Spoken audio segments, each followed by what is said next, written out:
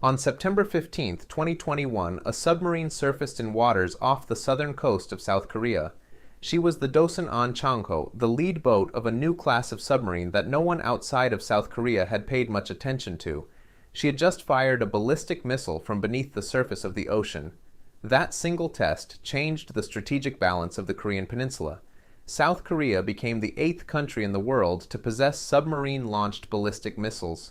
The other 7 are the United States, Russia, the United Kingdom, France, China, India, and North Korea. Every other country on that list operates nuclear-powered submarines. South Korea does not. The Dosan Ahn Changho is a diesel-electric submarine. She runs on batteries and diesel engines, not a nuclear reactor, and she just fired a ballistic missile capable of striking targets deep inside North Korea from a submerged position that Pyongyang cannot find. No conventional submarine has ever done this before. South Korea built the first one, and she is building 5 more. This is naval depth. South Korea is a country that lives under the constant threat of annihilation. The Korean War ended in 1953 not with a peace treaty, but with an armistice, a ceasefire agreement that technically means the 2 Koreas are still at war. The demilitarized zone that separates them is the most heavily fortified border on Earth.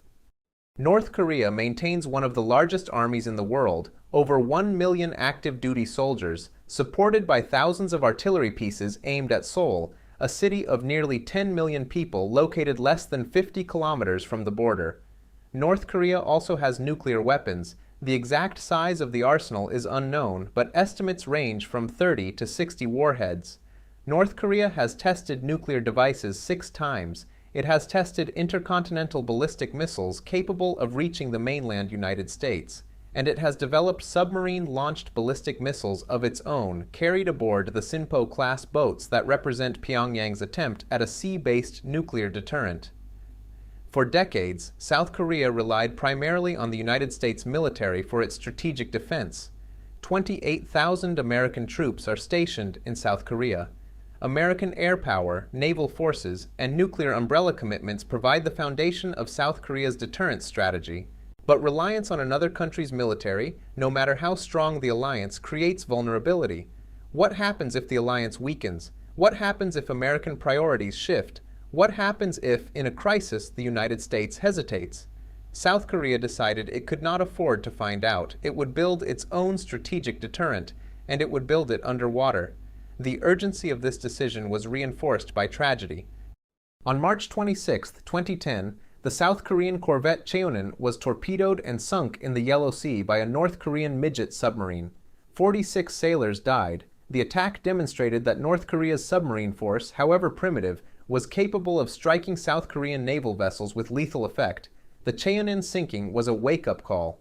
South Korea's existing submarine force, while competent, was not sufficient to deter a regime willing to launch unprovoked submarine attacks. The incident also highlighted the critical importance of underwater warfare in the Korean theater. The waters around the Korean peninsula are shallow, acoustically complex, and filled with merchant traffic and fishing vessels. These conditions favor diesel-electric submarines, which can exploit the acoustic clutter to hide from detection. Both North and South Korea recognized that submarines would play a decisive role in any future conflict, whether for attack, deterrence, or denial of sea control.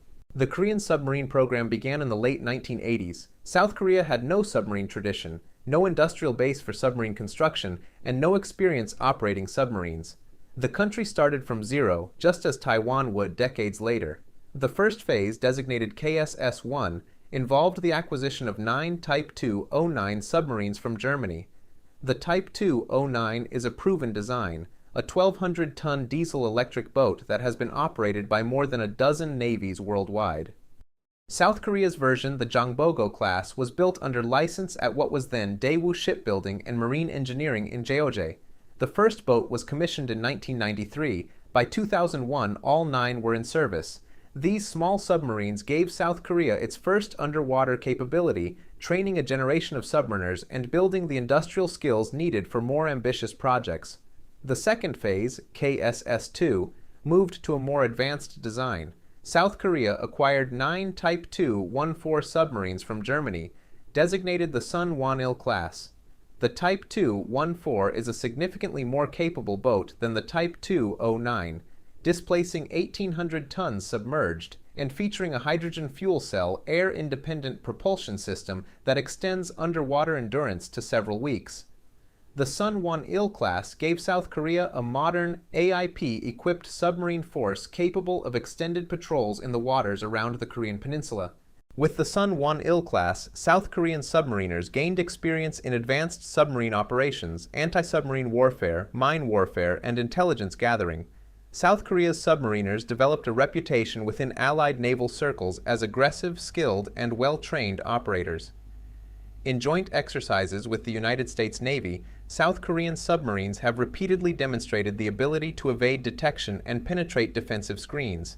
But the submarine threat facing South Korea was evolving in two directions simultaneously. North Korea was developing submarine-launched ballistic missiles, and China was building a submarine fleet that now numbers over 50 boats, operating in waters directly adjacent to the Korean peninsula. South Korea needed a submarine that could address both threats, a boat capable of strategic strike against North Korea and capable of operating in a maritime environment increasingly dominated by Chinese naval power. Neither the KSS-I nor the KSS-II submarines could carry ballistic missiles. They were attack submarines designed to hunt ships and other submarines with torpedoes and, in some configurations, anti-ship missiles. They could not strike targets on land with precision at significant range. They could not serve as a strategic deterrent.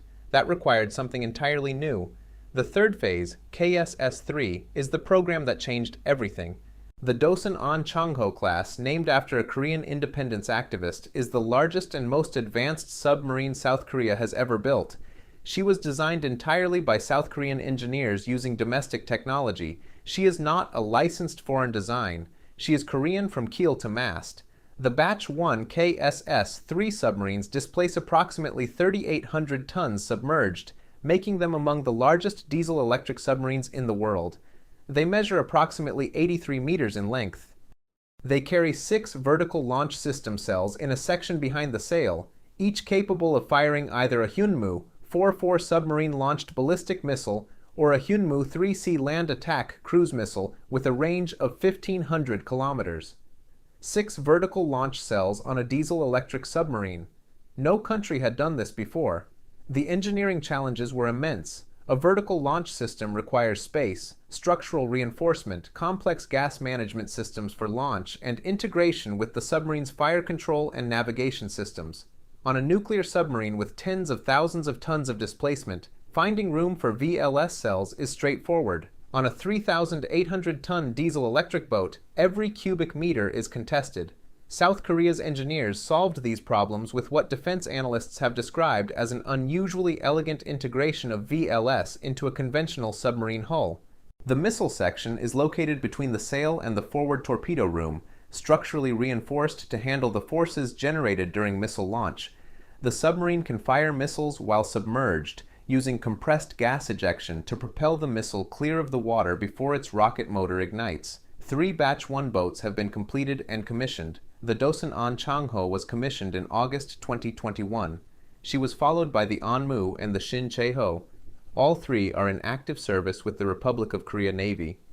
But South Korea was not finished. Batch 2 of the KSS-III program takes the design significantly further.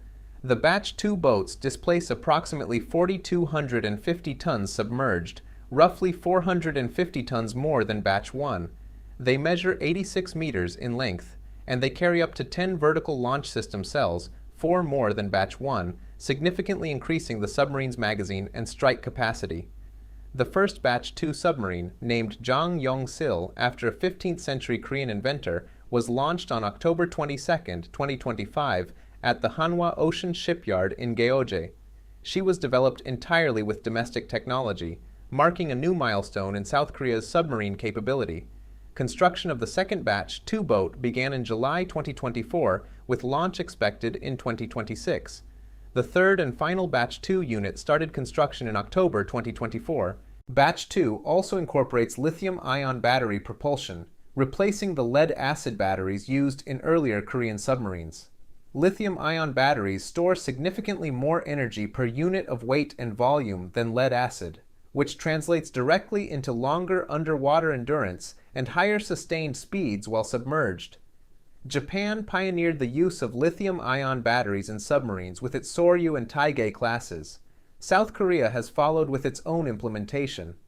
The combination of 10 vertical launch cells and lithium-ion battery propulsion makes the KSS-III Batch 2 arguably the most capable conventional submarine ever built. She can remain submerged longer than her predecessors. She can launch more missiles from a single patrol. She can reposition faster between firing positions, and her improved sonar and combat systems give her enhanced situational awareness in the complex acoustic environment of Korean waters.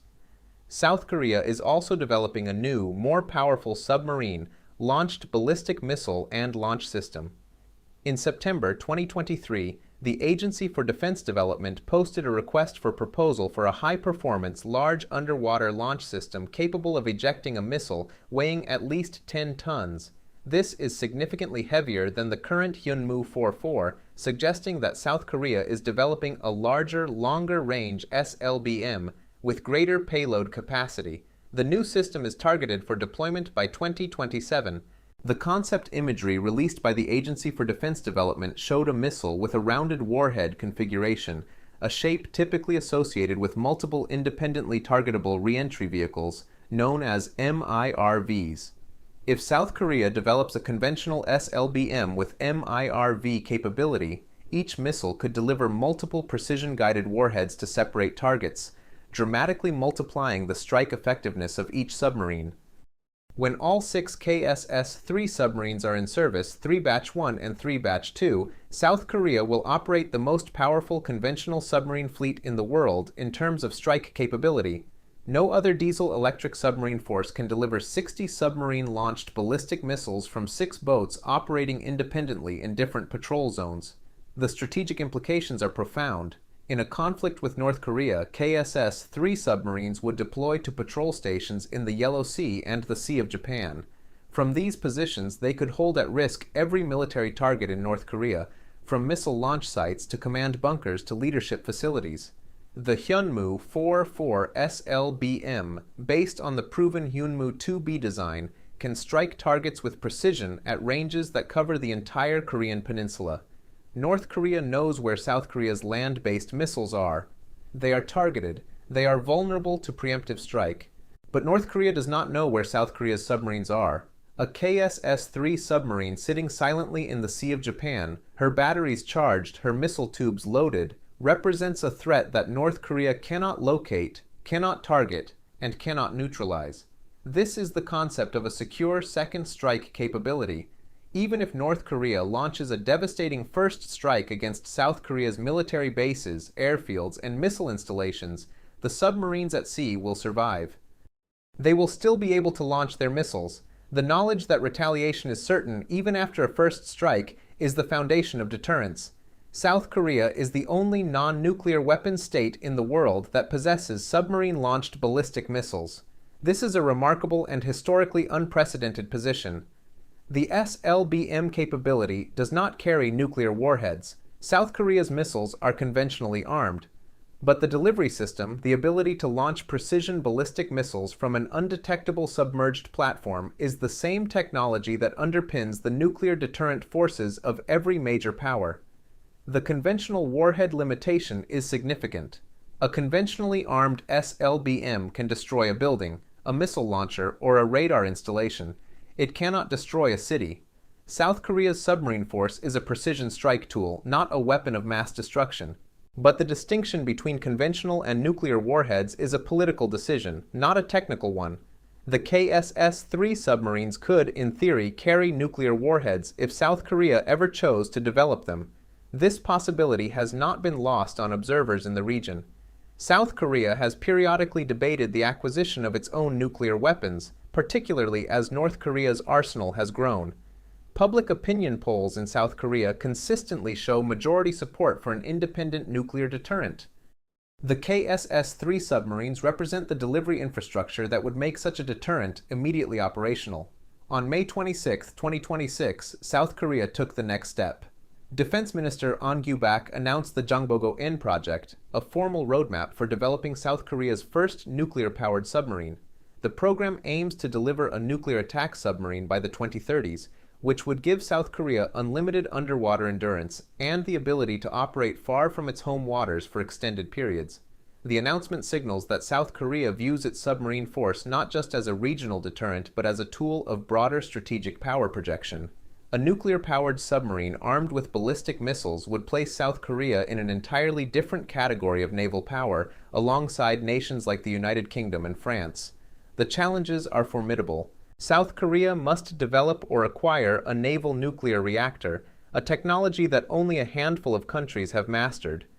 It must navigate complex diplomatic issues with the United States, whose approval is required for certain nuclear technology transfers under the bilateral 123 agreement. It must build the industrial and regulatory infrastructure to support nuclear-powered vessels. And it must do all of this while managing the diplomatic fallout from a region already concerned about nuclear proliferation.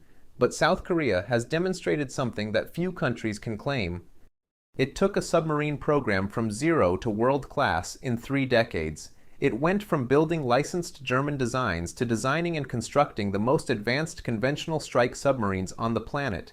It developed and tested a submarine-launched ballistic missile entirely with domestic technology. And it did all of this while facing an existential threat from a nuclear-armed adversary less than 50 kilometers from its capital city. The industrial achievement deserves particular recognition.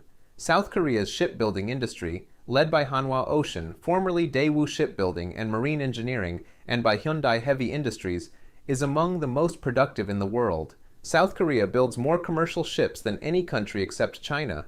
This commercial shipbuilding expertise, the welding skills, the steel fabrication capability, the project management discipline, transferred directly to submarine construction.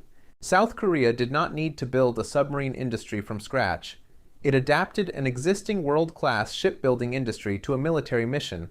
The Hanwha Ocean Shipyard in Gyeoje, where the KSS-III boats are built, is a massive facility capable of constructing multiple submarines simultaneously. The workforce includes thousands of specialized welders, engineers, and technicians, with decades of experience building complex vessels. This industrial depth gives South Korea a production capability that smaller submarine-building nations cannot match. The broader regional context makes South Korea's submarine fleet even more significant. In the Indo-Pacific, an underwater arms race is accelerating. China is building nuclear and diesel-electric submarines faster than any other country. Japan operates 22 submarines, including the advanced Taige class with lithium-ion batteries. Australia is pursuing nuclear submarines through the AW-Keyes program. Taiwan is building its first indigenous submarine. India is expanding its nuclear submarine fleet. North Korea continues to develop submarine-launched ballistic missiles. In this environment, South Korea's 21 submarine fleet, with its unique slbm capability, represents a stabilizing force. It provides deterrence against North Korea that does not depend entirely on the United States. It contributes to the broader Allied submarine presence in the Western Pacific, and it demonstrates that a non-nuclear state can develop strategic strike capabilities that rival those of nuclear powers. 21 submarines, 3 decades of construction, 6 boats that can launch ballistic missiles from beneath the ocean, and a nuclear submarine program that will begin construction before the end of this decade. South Korea's submarine fleet is the fleet that nobody talks about. It should be. The country that started with 0 submarines in 1988 now operates 21. The country that licensed German designs in the 1990s now builds submarines that no other country can match in conventional strike power. The country that lived under the shadow of North Korean aggression for 7 decades now holds the ability to strike back from beneath the waves, from positions that no enemy can find, with weapons that no defense can stop. That is not bravado. That is engineering, and engineering does not bluff. This is Naval Depth. Subscribe and stay with us.